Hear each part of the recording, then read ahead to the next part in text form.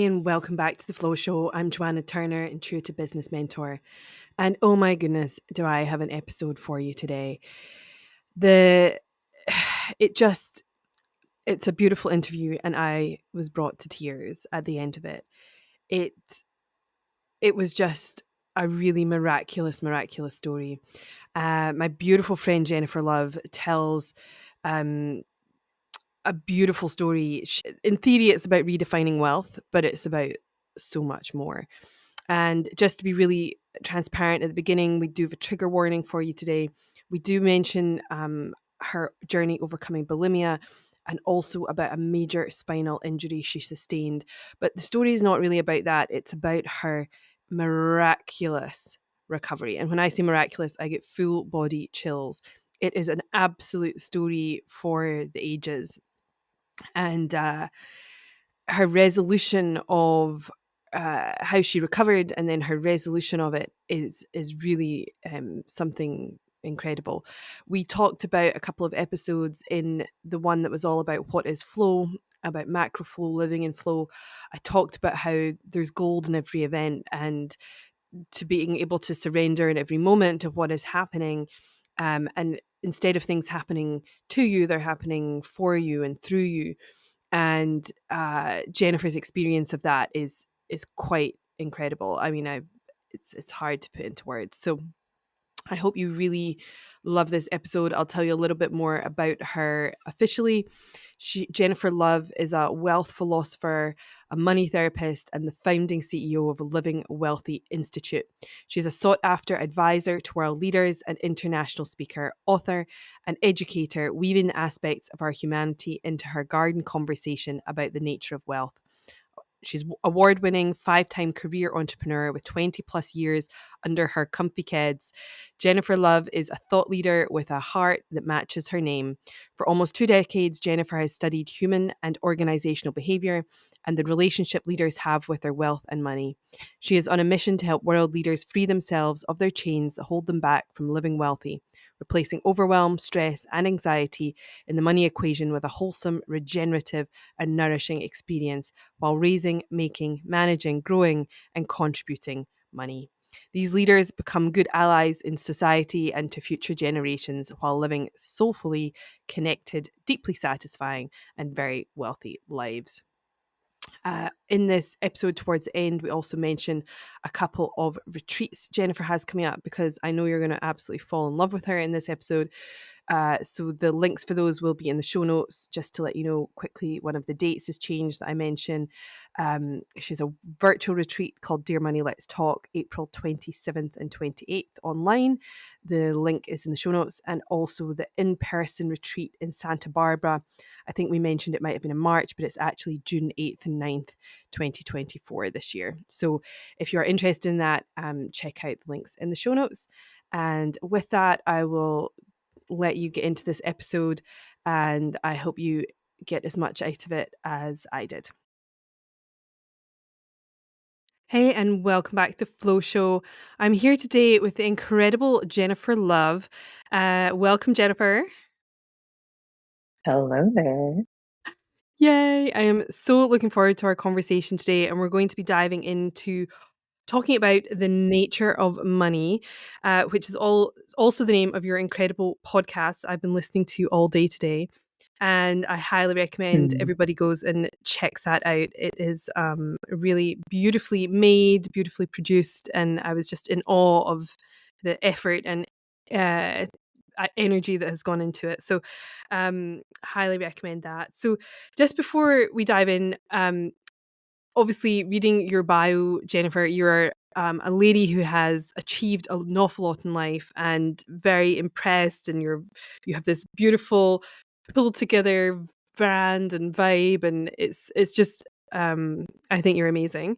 But I'd love to dive into a little bit of your backstory before we go any further, just to give people a little bit of an idea about where you come from and yeah, where you got started. Mm, How far do you want to go back? Wherever feels the most appropriate. Do you know, one of the moments listening to your podcast that really struck me actually was um, a moment when you were in Nice and it looked to the outside world that you had absolutely everything wonderful going Hmm. on, um, but there was something else happening. So maybe there or whatever you fancy. Yeah. Yeah, Nice, France. Oh my goodness. That was the height of my 20s, my roaring 20s. Uh, and I had been asked to come lead a big project for Roche Diagnostics, which is a pharmaceutical company. And so they had gathered different leaders from different teams within the organization to work on an allergy product. And I was there to lead all of them in this big project to through a viability. It was a viability project for the organization. And I'm there. I was engaged. I was meant to be getting married a few weeks later, and uh, I'll never forget remembering how I felt in my body in Nice and how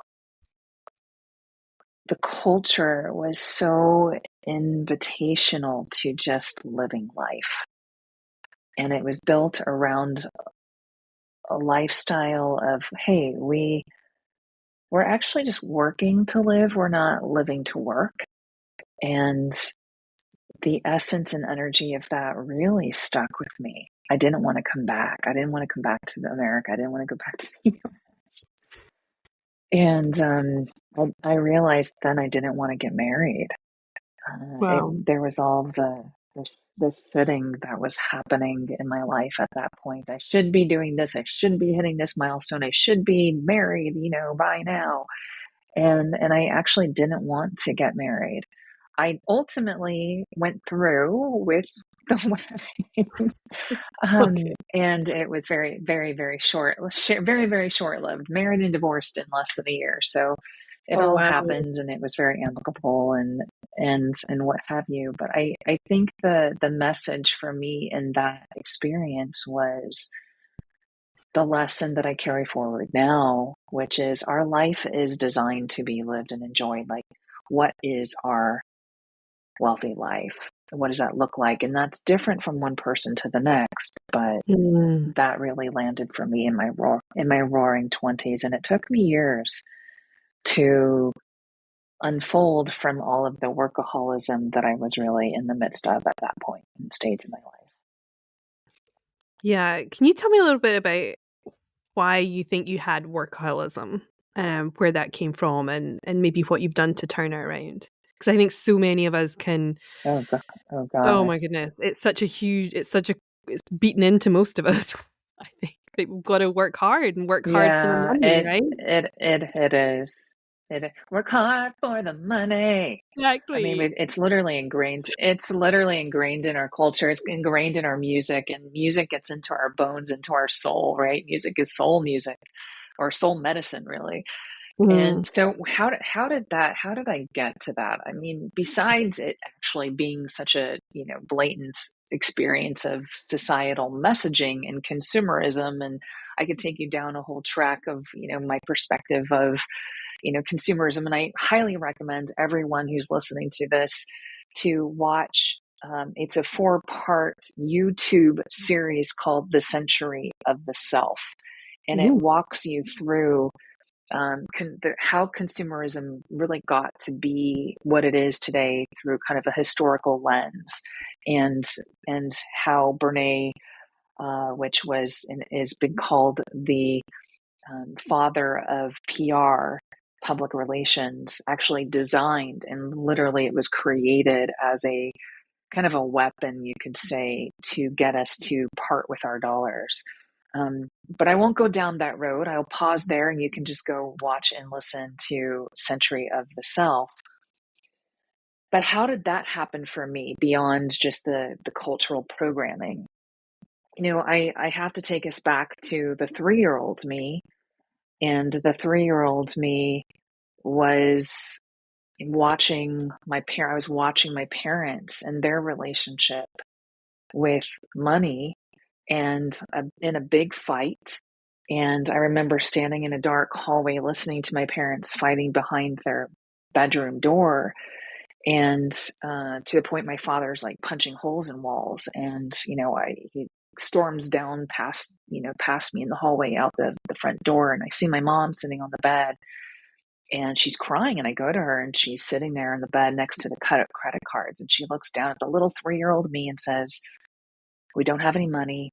Your father's not coming back. I don't know what to do." And that was a lot for the little 3-year-old me to take in. And I really internalized that, Joanna. I Absolutely. took that in, and I took on, this role with my mother that I think a lot of us do with our parents, right? We Mhm. have a lot of dysfunction in our family dynamics and around the world. Like, this is not unique to me. This is not unique to, Americans. This is around, I think this is a global thing that is happening. And so I Absolutely. took that on, and part of the role that I stepped into was, one of being the hero to my mother. And so I took on the role of, hero. I took on the role of I'm going to somehow take care of us. I'm somehow going to make this okay at 3. Unreal.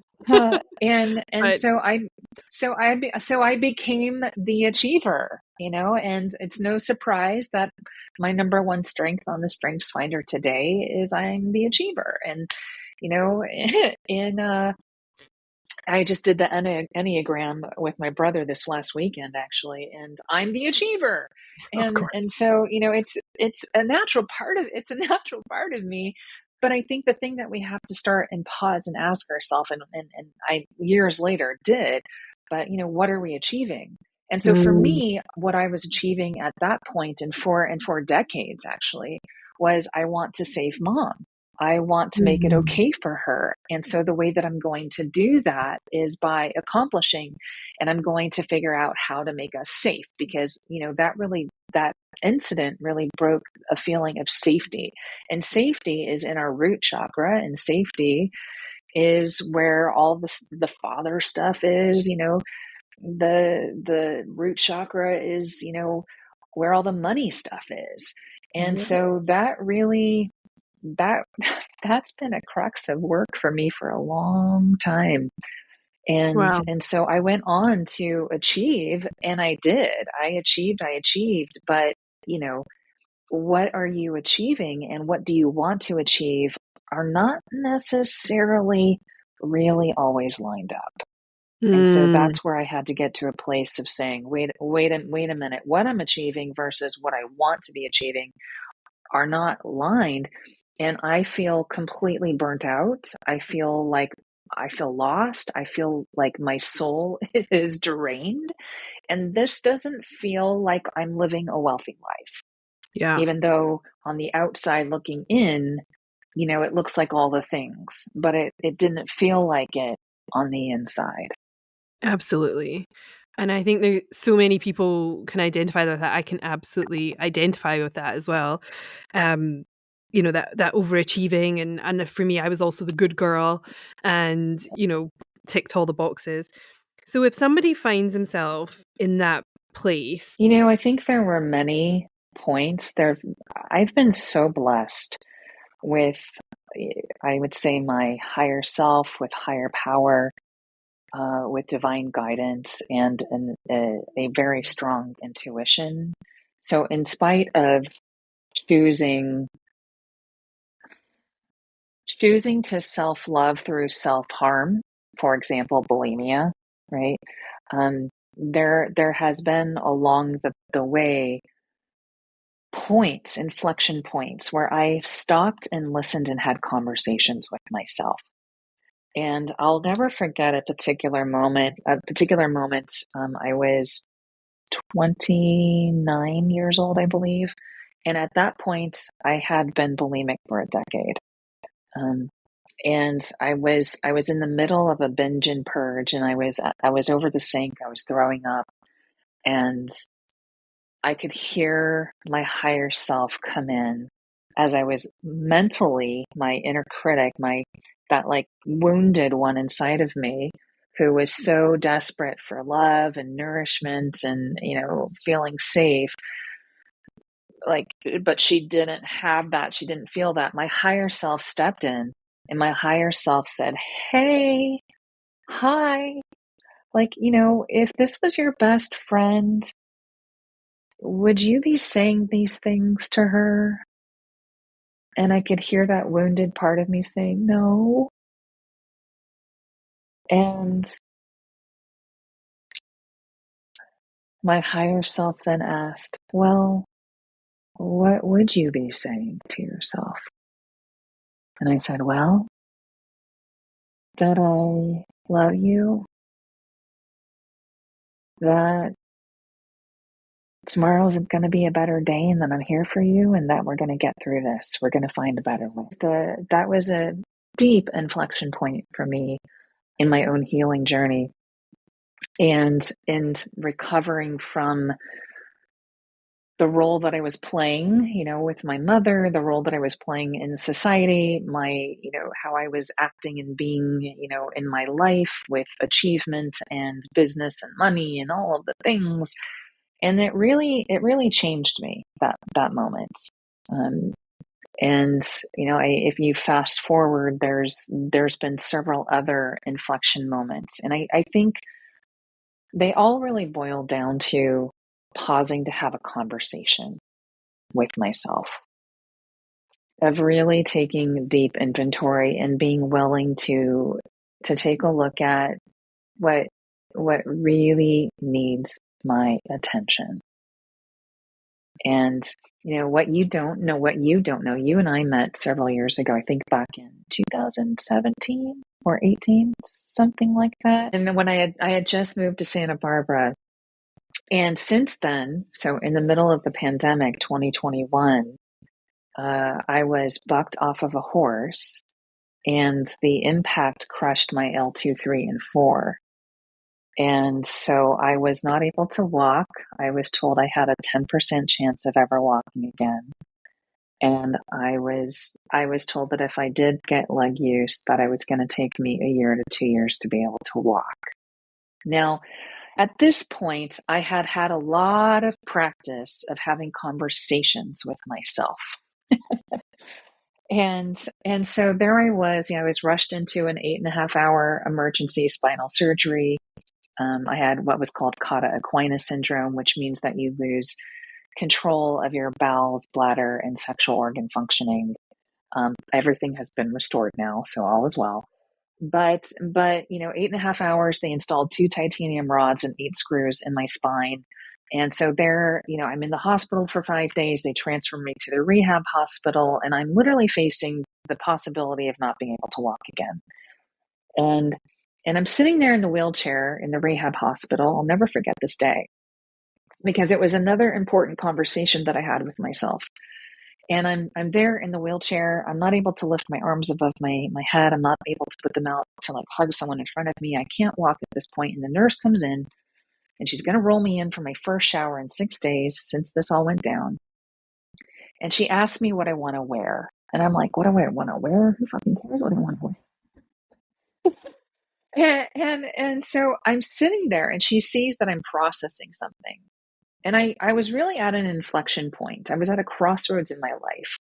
And I realized that I had the choice to either go into the road down the road of, poor me, like this totally sucks. I wish this never happened. And everyone in my life would get behind that. Everyone would be like, yes, Jennifer, we're so sorry. This is terrible. Or, I could be like, you know what? I really know, and I believe, and I have evidence in my life that everything is happening for me. This is happening for me. And that even though I'm being told by the medical field that I have a 10% chance of ever walking again, that is not going to be my lived reality.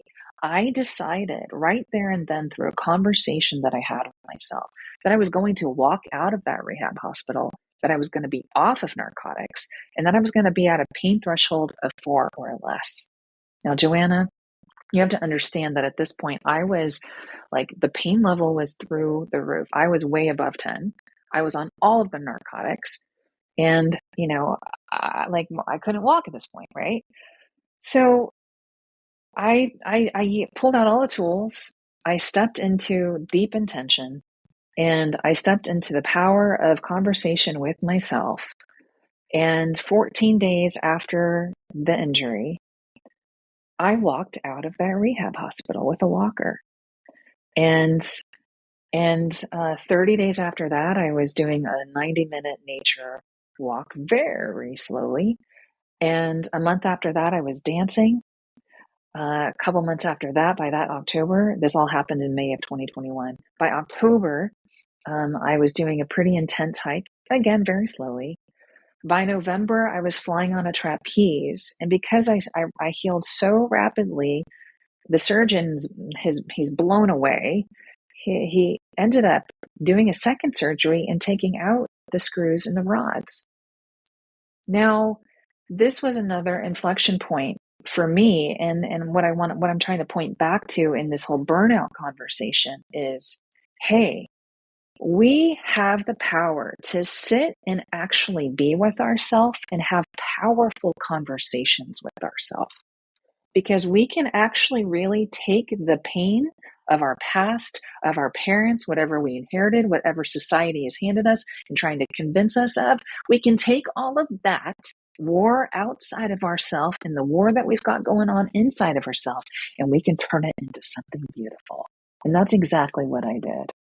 So last year, which we're in 2024, so 2023, the beginning of last year, I went to a dear friend of mine and I said, hey, listen, I asked them to give me those screws and rods that they removed from my spine, and I want to create an art piece out of this. And she was like, sure. And I was like, I want you to help me with that. And she's like, sure. And so we spent 9 months, and she's just this really incredibly talented artist. And she did all the things. And we ended up creating this gorgeous 4-foot sculpture of a butterfly that is a lantern that lights up. And it's this talisman, it's this symbol, this physical representation, because on the base of it, which is welded, are those 8 screws that form the shape of the North Star. And out of the middle of that North Star is the body of this welded butterfly. Under the belly of the butterfly holds those 2 rods. And on the wings, she wove with rattan reeds these huge, gorgeous wings of these butterflies. And then she wrapped that in 200 leaves. And inside, she tucked these lights. And so I have this gorgeous sculpture of this beautiful butterfly that lights up with all these different colors, and it's voice activated and the whole thing. And it's this beautiful, beautiful story to me of how powerful conversation is, and how we have the power to take things that get us to the point of burnout, and we can actually really alchemize that and turn it into something really beautiful in our life. So that's the longer kind of story to what have I done. What I've done along the way is I've stopped, paused, and had conversation that I really needed to have with myself. Thank you so much for sharing that story.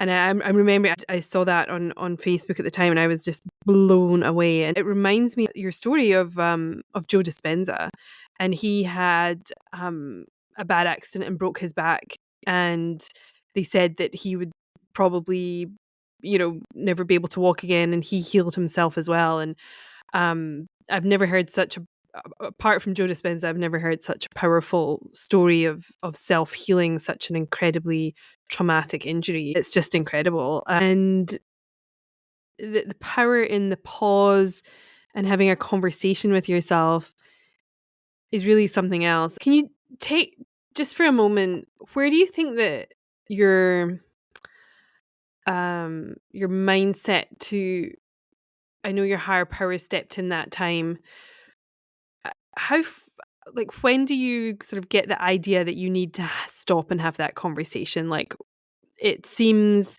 I think people either avoid it, or they're worried about it, or they just don't have it at all. where do you start with that? Because obviously you're lying in a hospital bed, you have every right to feel really sorry for yourself. Mhm. You know, this has become a daily practice for me now, Mm. Joanna, to have a conversation with myself, but that was definitely not always the case.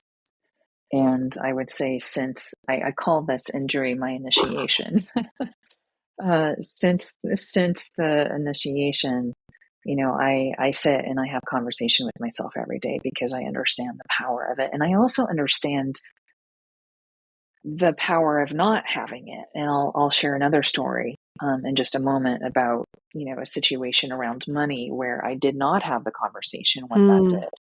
Um, but how do I know?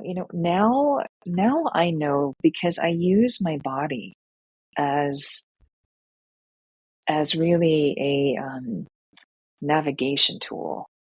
But I couldn't have done that years ago because I was so out of tune with my body. I was so checked out. I was so numbing out with my body that I didn't even know that I had such a thing as anxiety at such a high level. That it had become so Mm. normalized that I couldn't even hear my body talking. Right, when you're bulimic for 10 years and you're working. I was working so much. I was not sleeping 2 nights a week. I was drinking 2 pots of coffee a day just so I could keep going. Like, that's how checked out I Mhm. was. I mean, I was an extreme case, but with that extremity, like, it shows me the power that I have on all the Yeah. extremes, extreme power. But what are we doing with that Mhm. power? And comes back to the question at the beginning of where our conversation was, which is like, what are we Right. achieving? And and um and so now I'm really using my body as a tool. So when I feel a tightness in my chest, or I feel like a tension coming up, I pause because I know something is Mm. off. And so my body has become like a navigation tool, like a compass, really, so that I can really powerfully listen to, oh, there's something going on here. My little spidey body is like, because our bodies are animals. We're animals. We are living in an animal Mm. body. Like, we are a human being inside this animal body. And so we have these animal instincts, and that it's very primal. And yet, if we're not actually tuned into that because of all the distractions, all the numbing, all the avoiding, then we're not actually able to be with that very primal listening, so that we can actually tend to some of these higher matters that we need in these conversations that we need to be having. So I would say, one of the keys is to be able to get ourselves to the point where we can really listen to our body and use it as a compass. Um, Wow. but it's a journey to Mhm. get there. You don't just No. start there. Uh, and for many many of us, that takes a lot of Yeah. time. And that's why I run things like, this Dear Money, Let's Talk retreat, because it's a tool to help people get in and start having conversations, and to be able to start listening and unpacking through a very guided framework on how to actually tune in, how to actually have a conversation, how to actually listen to ourselves, about ourselves, and about what's going on. Um, but one of the things, when I was that day, coming back to that Mhm. inflection point when I was 29, and my higher voice showed up, and I was in the middle of purging, and I'm there, and I'm having that conversation. After that, now I started asking questions of Yeah. myself, because I was so out of touch with my body and with myself. I just started asking questions like, why am I doing this? Mm. Like, simple question. Why am I doing this? And you know what? I didn't really even know why. Yeah. And so I just kept sitting in the inquiry, Yeah. Joanna. I just kept sitting in the inquiry. And each day, or each urge that it would rise, that I would want to go binge and purge, I'd be like, why do I want to go do this? What is happening for me? What is happening for me? I continued to inquire. I continued to begin to have the conversation. And even though I didn't know it, even though it took me weeks, and months to really get to the answer. Mhm. I just allowed myself to ask and to listen. And eventually I started being able to see and Yeah, understand. Does that make absolutely. sense? Yeah.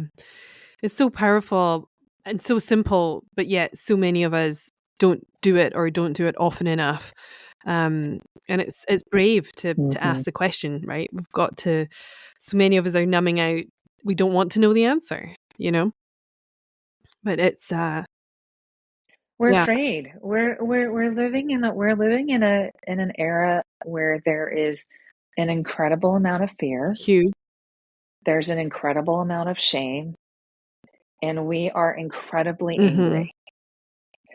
And that is an emotional cocktail for a lot of things not going Hmm. so well. Absolutely. So after from all of this, it's led you to redefine wealth. What would you say you now believe true wealth is? Well, I think wealth really begins with Mm. it. I really hold that wealth is an inside out job. I really hold that wealth is an experience, not a possession. If you go to Wikipedia, if you go to Webster, dictionary, you'll look and you'll see that the way that they define wealth is that it's a possession. Yeah. It's something that we possess. It's an asset. And yet I believe that wealth is actually made up of an experience of wholeness, of worthiness, of well-being, of what I call the 6 holistic wealth Mhm. zones, right? It's made up of our emotional wealth. It's made up of our mental wealth. It's made up of our somatic wealth. It is made up of our energetic and spiritual wealth. It is made up of our interpersonal wealth. And of course, yes, of course, our financial Mhm. wealth. But wealth, in the greater sense of what it really is about, is so much more than just this one aspect of what we as a collective have decided that it is about Yeah. money. Wealth is the richness of the completeness of all the aspects of ourself. And so if we're denying any one part of ourself, then we are not actually wealthy. And we need to work towards looking at having that conversation with ourselves and really taking inventory, doing an assessment of self Mm. as to, wait a minute. If I really want to live my wealthy life, if I really want to have life satisfaction, not just chase happiness, because happiness is a fleeting emotion that just like every other emotion. And if we chase that, then we end up in a cycle of the never enough syndrome because we're constantly chasing happiness, just like we're chasing money. And we think we can actually get to happiness through money. And we're chasing both of them. And we can never actually get to either of them because it's just a carrot that's constantly dangling out in front of us. And really, that's not the thing to put our energy or focus our attention Mm. on. And what we are designed to actually put our attention on is like, okay, on this soul level, on this physical human body level, on this interpersonal level, on this like all the psychology of me and all the full aspects of me, and yes, the financial aspect of me, the behavioral aspect of me, how can I be functioning and whole in all of these ways? And then from that place, exchanging my value and understanding who I am through that value Mhm. from that place with others. Oh, hi, Maggie. Uh, that's beautiful. I remember when I met Maggie when I saw you in Santa Barbara, and I was like, I need to get myself a dog, and I've got myself a little dog now. So, but she's in another room because I don't trust her. Um, but yeah, that was beautiful.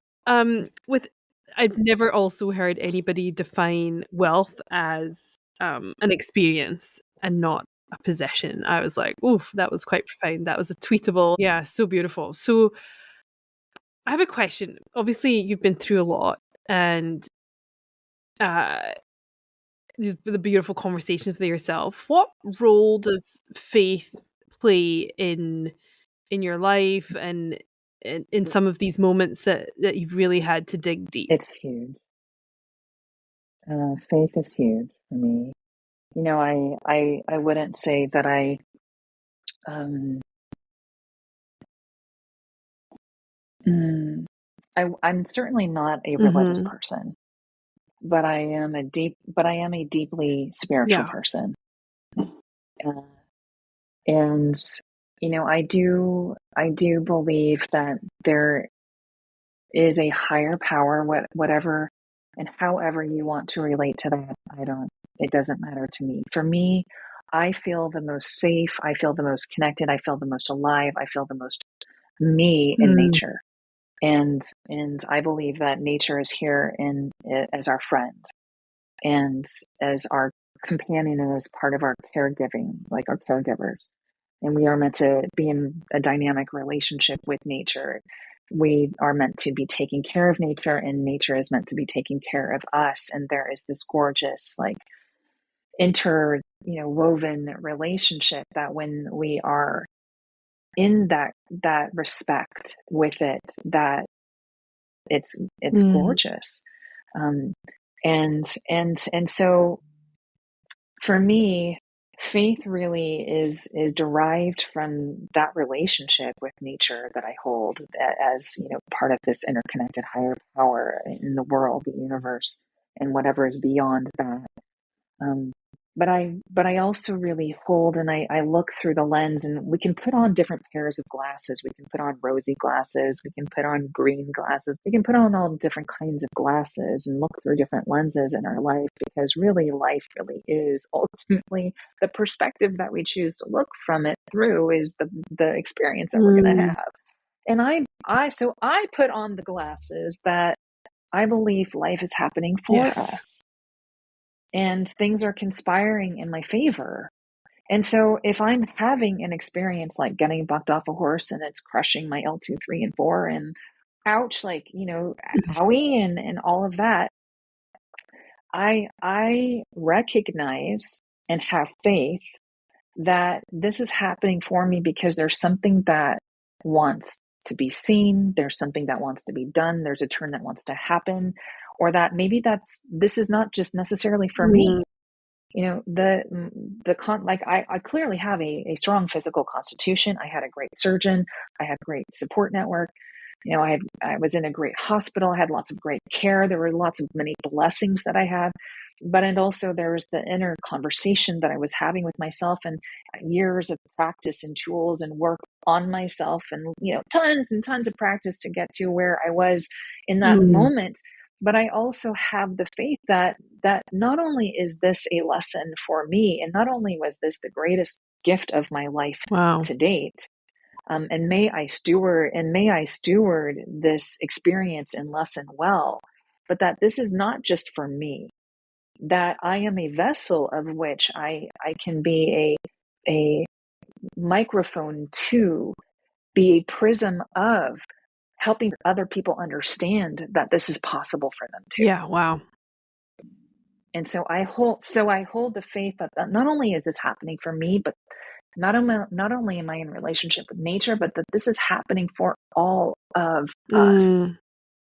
And so if I can allow an experience to happen where I can rise through it and then share that and help other people because of that, well, then what greater faith is there than to be that kind of a shining light? Wow. That's beautiful. I did an episode that I just actually put up today, although this will come out in a few weeks. And talking about faith and flow and seeing each moment happening for you, not to you. And sometimes I do find it's easier to say it than to but when you are actually faced with something as unbelievably serious and traumatic as you were, to see somebody put it into action is incredibly inspiring. Like it's really like I'm quite emotional about it because I'm like, wow, that is just um it's beautiful, and for you to be able to see that higher perspective of it is just very inspiring, and that's and it's going to become a great book one day, I think. Your story and being able to tell that for people to get something from it. Were there would you mind sharing what some of the key, beyond cementing your faith and your understanding, what were some of the other key lessons that you got from that experience? Mm. Well, I mean, we've all heard that, setting intentions are Mm, important. And I'll tell you, uh, I'm walking proof mm, of that. I am a walking medical miracle. And what I did in the middle of that whole situation was I set three powerful intentions. And that first intention was that I was going to yeah. walk. I was going to walk, and I was going to be off of narcotics, and I was going to be at a pain threshold of 4 or less.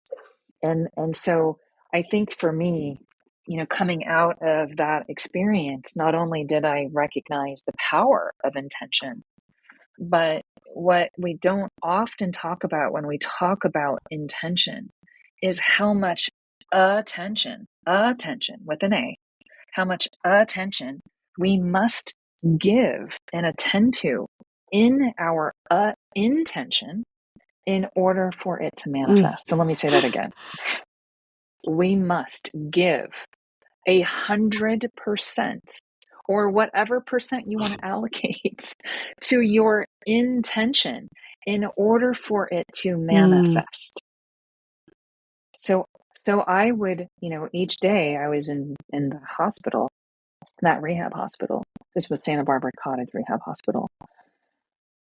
4.5 hours a day of, the physical therapy. But I would wake up in the morning and I would pull out my tools, the meditation, the breathing. I would imagine I was using a white light and I was literally sewing up my spine in my mind and my body. I was like going in there and I was sewing it up with this like white light, and I was using all the tools and, saying all the things, and I was reaching out and allowing myself to receive the support, and actually being mm. witnessed was huge for me.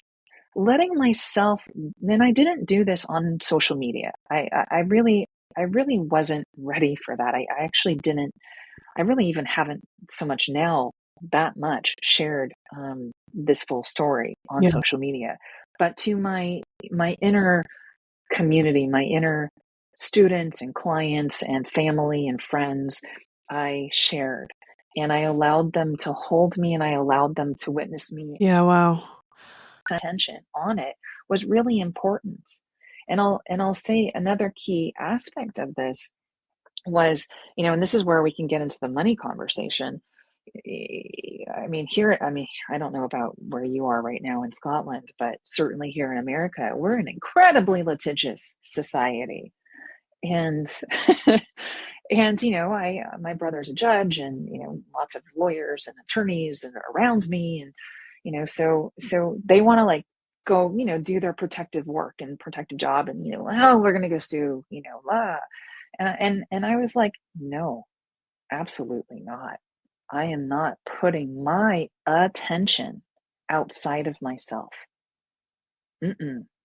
I am giving myself all of the attention because that is the most important thing right now is me.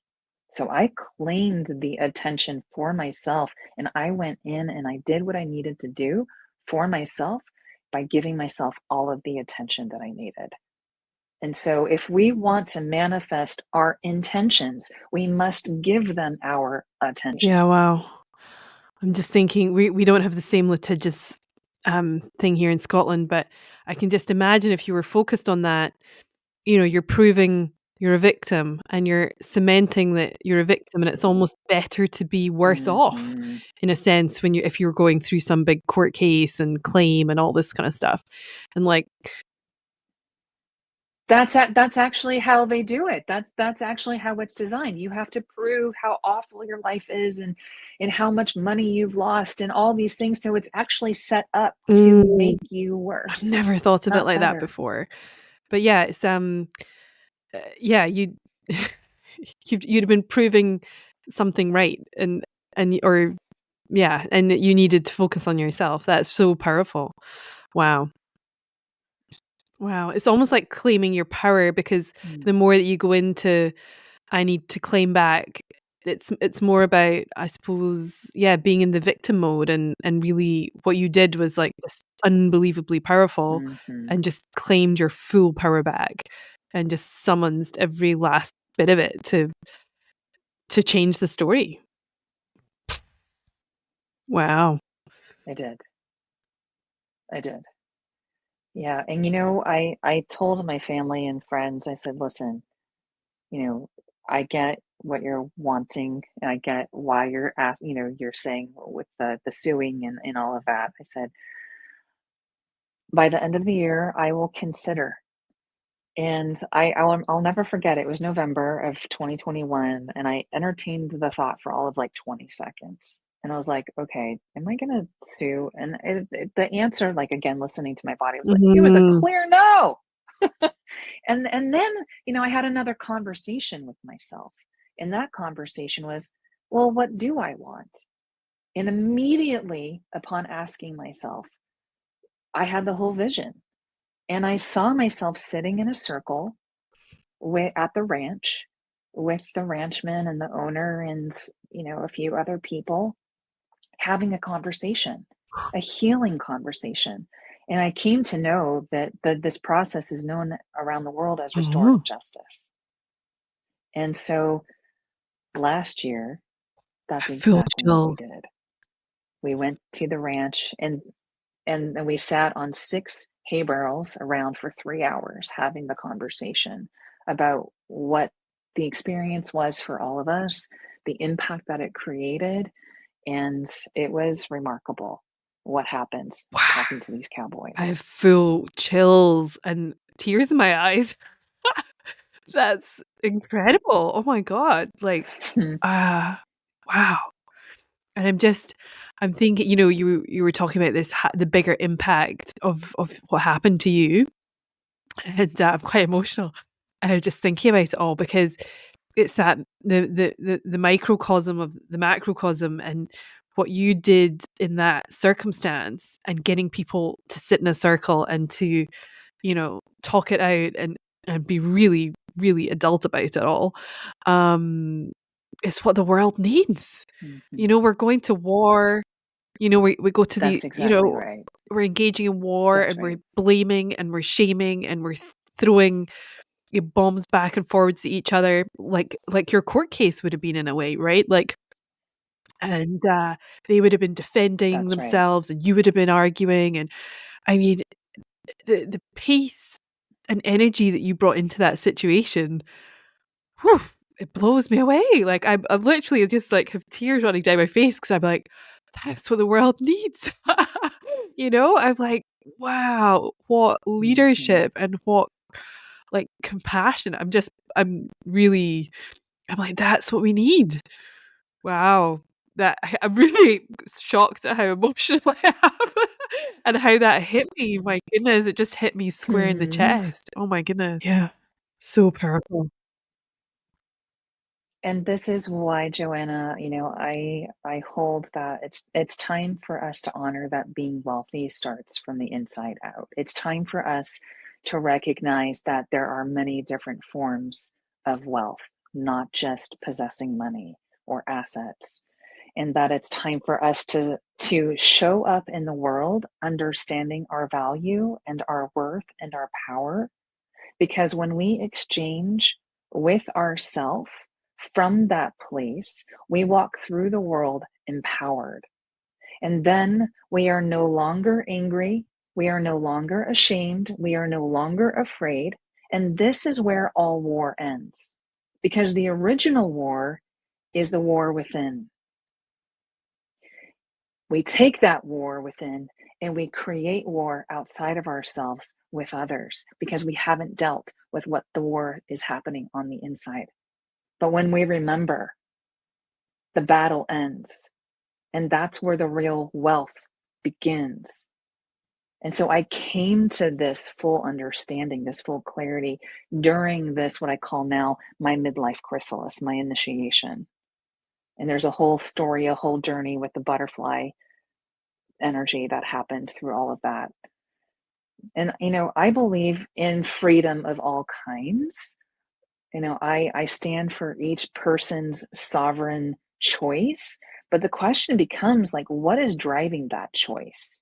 And are we pausing to have conversations with ourselves and with each other? Because my liberty doesn't exist without yours. You could think of this as like economic and emotional, interdependence. And we're focused on like quality and equality, but I don't think that's actually the accurate measure. Because while we might share many of the same needs, my needs aren't necessarily the same as your needs, or not right now. And my needs and your needs change as the seasons progress and as life, takes different shapes and forms. So I believe that the accurate measure is actually the state, the capacity, and the quality to live wealthy in our life. And so the better question becomes how liberated. How liberated are each of us with our thoughts, with our emotions, with our resources, with our energy, with our bodies, with our finances, in all these categories of our health. And so that's why I'm redefining what wealth really is. And that's why I'm on the mission to end emotional poverty, to help people live their wealthy life. Because living wealthy states for me that worthiness and well-being and life satisfaction are our birthright. And when we're in communion with that and with the entire natural world and all of its ecosystems, we find peace. That's where abundance lives. That's when we're in communion with ourselves and the world around us. We have access to an abundant life. And that enables us to earn and to manage and to give and to resonate with and to do all that while resonating, in our values, and to live a really fulfilling life from the inside out. Mm. Wow.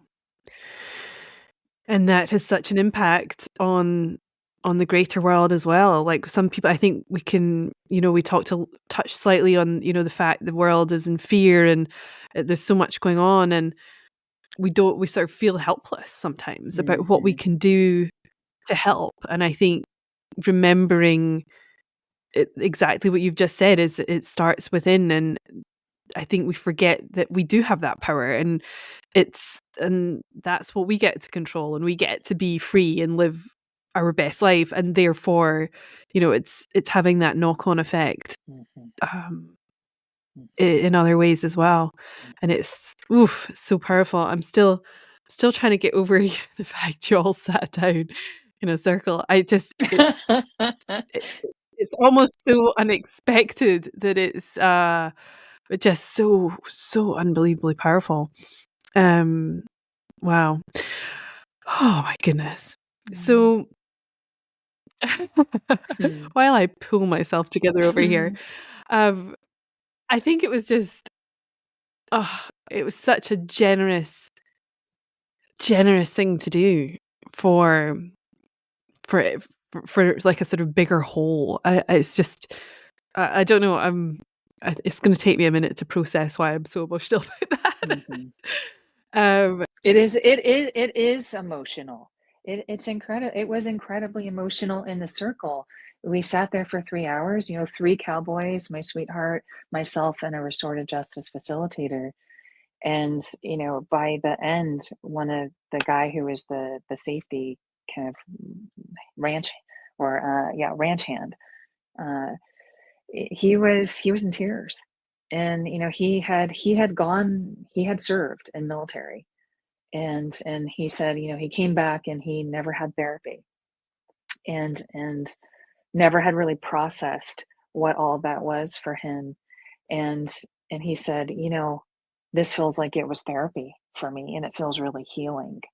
And I think that's part of why it feels emotional, is because that kind of a situation is not just for me, right? Again, it's for all of us. And if we can get into circle and we can get into conversation, and we can do it from a place of just being a human with ourselves and with others, while putting down our defenses and letting ourselves really surrender into just openness and honesty and really deep listening of other people's experience, and also sharing our own, that is incredibly healing in and of itself. And that is incredibly emotional.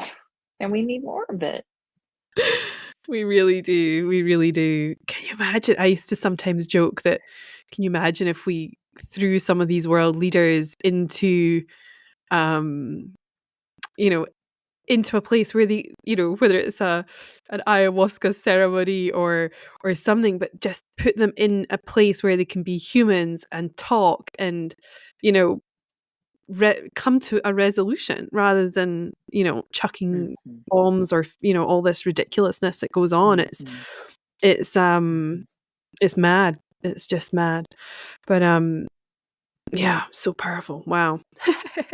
Thank you. Um mm-hmm. so tell me a little bit. You mentioned your retreat, that you are running in Santa Barbara coming up. Can you just tell us a little bit more about that? Where would somebody go to find out some more information? And yeah, what's the best way to do that? Well, all of our retreats you can find on liveweal.com. So that's LIVWEAL. I'll link And it up below. the retreats that we're running are called Dear Money, Let's Talk. And really, it's a conversation that I guide people through having with themselves. It's a private, intimate conversation with yourself and money. Mm, And it's a very specific kind of a framework. I've been doing this for a very long time, and with a lot of people. And I'll tell you, actually, last week I was I sat and I talked with a wealth administrator at a reputable bank here in Santa Barbara, and I asked her. I said, if you could wave a magic wand and make a wish about what your clients knew or did, or what would that be? You know what she told me? She said, what? I wish my clients would talk about money while they were still alive and well. Wow. And Yeah. and she told me about a story about a family whose relationships had been destroyed because there had not been open conversation about how the family money would be handled and distributed before the grandfather died. And then Mm. I think back, years ago, to a client who told me about borrowing $100,000 for her small business and not telling her husband about it. And, she was in what I call a shame sandwich, and it had really kept her in a debt cycle for years. And so Mm. she went through this process, and she got really honest with herself and did this work, and then had the conversation. And soon after, she became debt free. And then last weekend, I was just talking to a client who is a movie and event producer, and we were reminiscing about like what it's like for her to have had a conversation with herself about asking for more than she had ever asked in a single deal with a really big national sponsor, and then Mm. going into that meeting and landing a six-figure contract. And she said, having the courage to actually sit and talk with herself and then ask for what she was really worth is a really big deal. And so that's what this Dear Money, Let's Talk retreat is all about. It's Mm. about helping people sit down, have that conversation about the things that they've, not been looking at and Mhm. have been avoiding, so that we can clear out, clean out, and really create this gorgeous, beautiful, alchemized relationship with money. And what that means is like how we're being with our value and with our power, and how we exchange with other people in the world. And it opens people up, Joanna. Oh my gosh, it opens people up in such a beautiful way. And what happens on the other side of that is such a blessing. I get the front row seat to watching people's lives just like open up in all these ways. And I love it. I have the best. I have the best job. Ooh. I know, it really is. It's the most satisfying thing in the world to witness, isn't it? Oh, so good. Well, thank you so much for being you and your story, and it's so powerful. And I think what I'm taking away from it is the conversations piece, like that you've modeled Mhm. so beautifully in your own experience, and then obviously in your work as well. It's yeah, and it's, I think so much of it, everything is so much can be locked up in the shame, blame, guilt cycle, and just airing this stuff. It really Mhm. clears it, speaking into things, brings it out of the shadows, and it's just so incredibly powerful. So thank you so much for being you, and for doing this work. It's yeah, really, really beautiful. Have you got any last words of wisdom you'd like to share for the people listening? Mm. Well, just I'd say the more you can get curious with yourself, uh, gives you more access to get more curious with other people. And that is a sprout that grows into a fruit bearing abundant tree in your life. And so, get curious, have the conversations that you need to have, and witness the magic that comes from that. So good. So good. Yeah, I will pop all of your links in the show notes. So please go and check them out. And I just thank you again. I'm like just still sitting in my like slightly stunned stunned energy, and it's just lovely. Thank you so much. Always great to connect with you, my love. Take care. Thanks. Thank you so much for joining us for this episode. I hope you enjoyed it as much as I did, and perhaps you're welled up a little bit and have a tear in your eye like I did. You could obviously hear me struggling to hold it together there at the end. And I'm welling up again recording this outro like a week later. So there was something profound about it. Anyway, like I said, if you are interested in connecting with Jennifer, all of her links are in the show notes, and also the links to her live virtual retreat, Dear Money, Let's Talk, that's online 27th and 28th of April, or her in-person one if you want to actually go meet the legend in Santa Barbara, June 8th and 9th this year. The links for that are in the show notes. And as always, we appreciate any likes, shares, and especially a little review. If you head on over to the About section as you're listening to this, there is a little bit, it hopefully says 5 stars. You can click on that, and we would absolutely appreciate that. It makes such a massive difference to the algorithm, to who sees it. And obviously, if you share this, I would be eternally grateful. Hope you enjoyed that, and I will see you in the next episode. Take care. Bye.